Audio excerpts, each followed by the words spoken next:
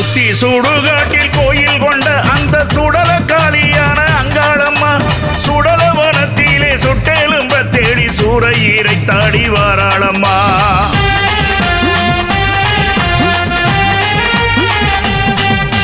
நாக உருவாக நெளிந்து புரண்டாடி நடன சுடலையிலே அங்காளம்மா பேயாடும் பூமியில் பேய் ஓட்டும் காளியாய் பேயாண்டி ரூபத்தில் வாராளம்மா.